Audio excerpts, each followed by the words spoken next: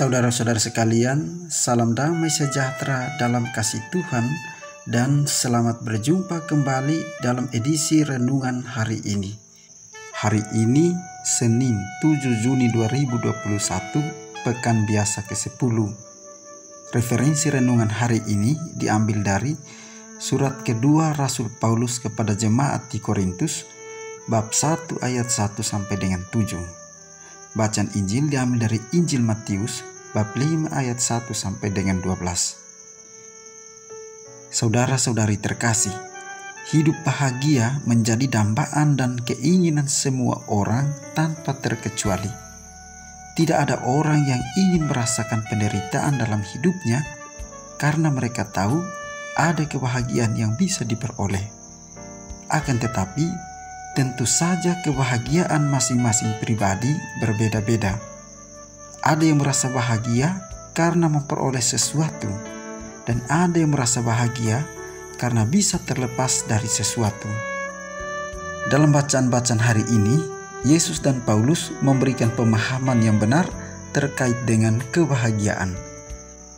Saudara-saudari terkasih, dalam bahasa kitab suci, segala sesuatu yang penting dan sakral selalu berada di tempat yang tinggi. Hal ini bisa dapat kita bandingkan dengan bacaan Injil hari ini yang mengisahkan tentang Yesus yang menyampaikan pengajarannya dari atas bukit. Dalam kaitan dengan teks Injil hari ini, mungkin saja kita bertanya, mengapa Yesus menyampaikan ajarannya harus dari atas bukit? Apakah supaya mudah Yesus bisa melihat dan memantau semua orang yang mendengarkan ajarannya saat itu? Ternyata bukan itu maksudnya. Yesus menyampaikan sabda bahagia dari atas bukit, memperlihatkan betapa sabda bahagia yang disampaikan itu sangat penting dan sakral.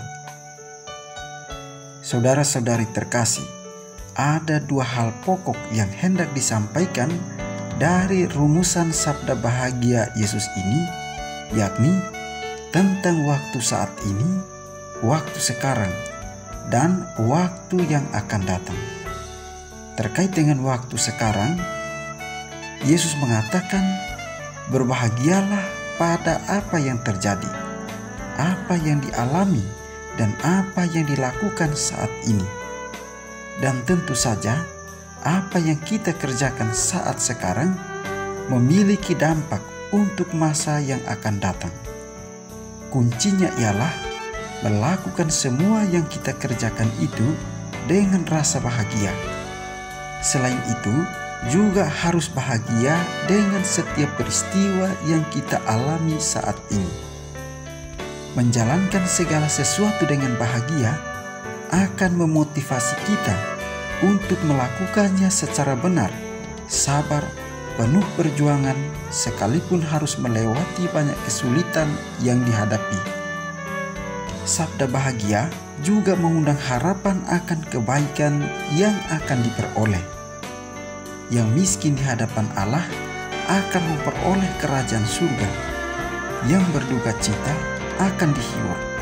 Yang lemah lembut akan memiliki bumi. Yang lapar dan haus akan kebenaran akan dipuaskan. Yang membawa damai akan disebut anak Allah. Yang dianiaya oleh karena kebenaran akan memiliki kerajaan surga. Saudara-saudari terkasih, Paulus juga sering mewartakan kebahagiaan kepada pengikut Kristus yang menderita dan teraniaya. Paulus menyebut, jika kita menderita demi Kristus, itu adalah berkat, bukan kutuk. Paulus mengajak kita untuk rela menderita demi Kristus, karena di dalam Kristus kita akan menjadi kaya dalam segala hal. Kita akan memperoleh kebahagiaan, dan kebahagiaan itu tidak dapat diambil oleh siapapun.